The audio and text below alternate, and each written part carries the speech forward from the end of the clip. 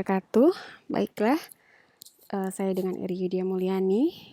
Kali ini saya akan berbagi terkait dengan materi kita pada mata kuliah komunikasi interpersonal counseling dengan tema atau topik tata cara konsultasi dan hal-hal yang perlu diperhatikan dalam berkonsultasi.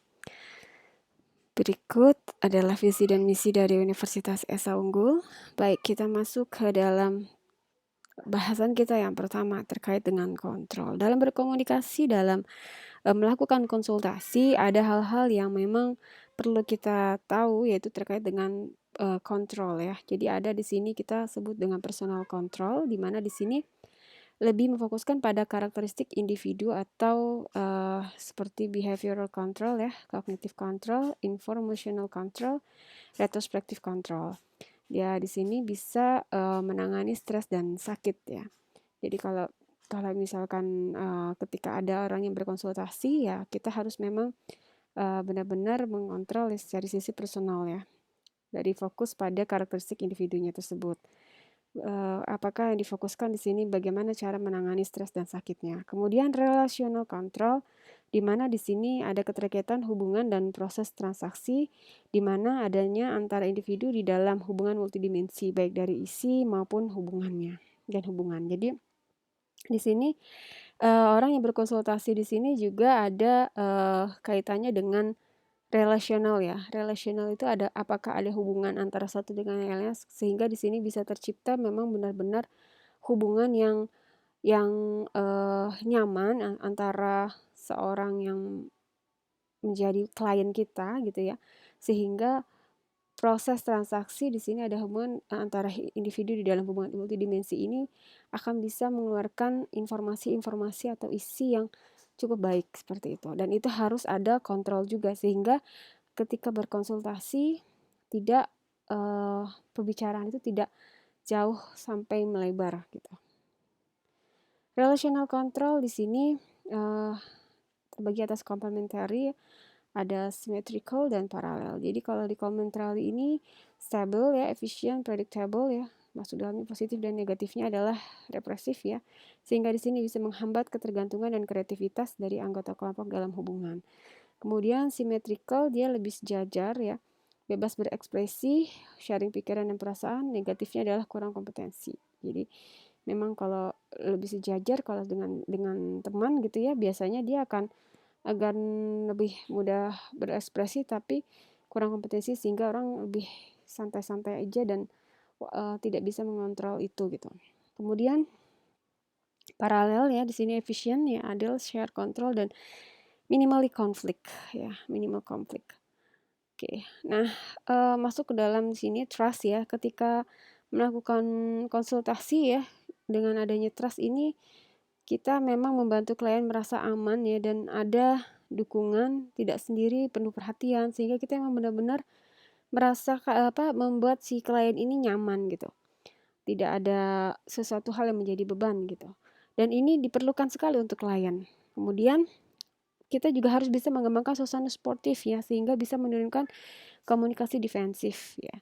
Ini diperlukan untuk klien dan perlu juga untuk tenaga profesional sehingga memang kalau kita sebagai seorang ahli gizi dengan mendapatkan kasus-kasus tertentu ya harus memang benar-benar klien kita ini merasa nyaman ketika berkonsultasi dengan kita.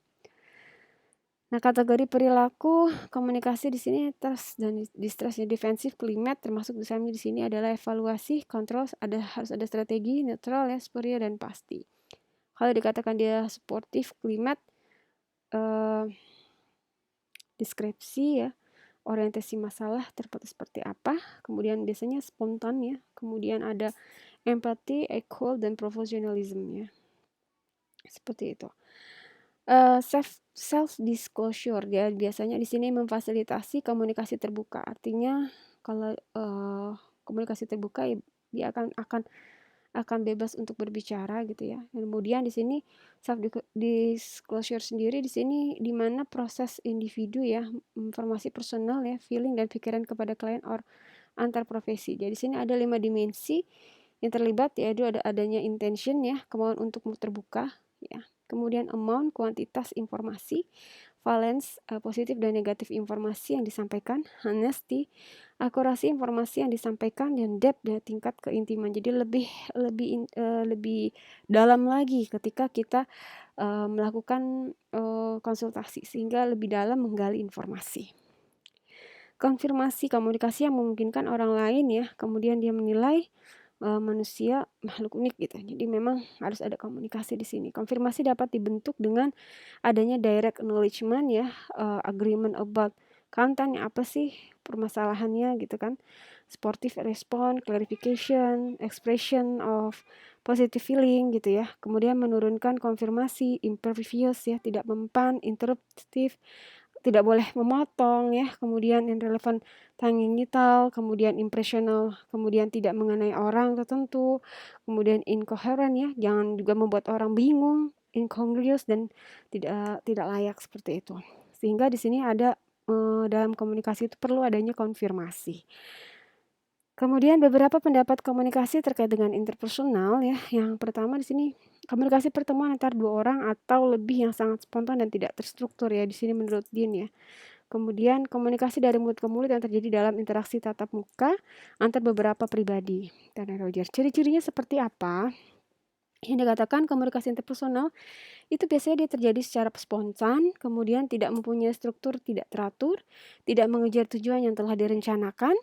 Kemudian identitas keanggotaan kadang-kadang juga kurang jelas ya biasanya. Kemudian mempunyai akibat sengaja ataupun tidak disengaja ya, dan kerap kali berbalas-balasan gitu. Ada semacam tanya jawab gitu ya. Hubungannya paling sedikit 2 orang dan harus bebas, bervariasi, adanya keterpengaruhan, harus membuahkan hasil ya, menggunakan lambang-lambang, keterbukaan, empati, dukungan, rasa positif dan kesamaan ya. Kemudian adanya efek yang mungkin terjadi adalah bisa kemungkinan terjadi perubahan sikap seperti itu. Nah, apa yang dibuat ketika kita berkomunikasi? Pastinya ketika kita berkomunikasi ada pengiriman pesan ya. Jadi ada lambang-lambang verbal maupun non-verbal. Kita kadang-kadang berkomunikasi dengan menggunakan tangan itu sudah bisa seperti simbol terhadap sebuah pesan seperti itu. Kemudian ada peragaan ya, semacam peragaan juga itu salah satu untuk bisa menyampaikan sebuah pesan. Dan ada strategi perencanaan untuk merancang isi pesan yang perlu dilakukan. Informational message, kemudian instructional message, motivational ya, message, kemudian ya di sini. Nah, pesan itu harus seperti apa? Pesan itu harus dirancang agar menarik perhatian komunikan ya, kemudian menggunakan lambang yang sama atau dimengerti, membangkitkan kebutuhan pribadi komunikan, menyarankan jalan sesuai dengan kebutuhan ya. Unsurnya harus ada lambang pastinya, hal yang dilambangkan, interpretasi yang menciptakan lambang bermakna. Jadi memang pesan-pesan itu akan lebih menarik ketika dia sudah disampaikannya itu juga bersamaan dengan lambang-lambang tertentu, simbol-simbol tertentu, bahkan dengan bahasa tubuh sekalipun gitu ya. Jadi memang akan lebih menarik. Rintangan pesan apa jika yang bermasalah di sini adalah kalau terjadi salah tafsir ya, ada denotatif ya sesuai dengan kamus atau di sini konotatif artinya berlawanan dengan kamus. Nah, ini yang berbahaya. Kadang-kadang orang salah menafsir sehingga tadi ada konfirmasi dan lain sebagainya itu diperlukan karena itu. Bagaimana penyusunan pesan? Pastinya penyusunan pesan itu harus melalui tata bahasa yang baik dan benar, kemudian pengetahuan orang lain juga. Jadi ketika kita harus mau menyampaikan kepada seseorang atau sekelompok orang, kita harus tahu seseorang ini pahamnya sampai sejauh mana sehingga bahasa kita itu dapat diterima. Kemudian pengetahuan tentang situasi. Jadi ketika kita menyampaikan suatu pesan, kita harus lihat kondisinya seperti apa. Sehingga memang benar-benar pesan itu tersampaikan dengan efisien dan efektif seperti itu. Baik, itu saja ya untuk pertemuan kali ini ya. Kurang lebihnya mohon maaf. Ya, wabillahi taufiq wal hidayah. Assalamualaikum warahmatullahi wabarakatuh.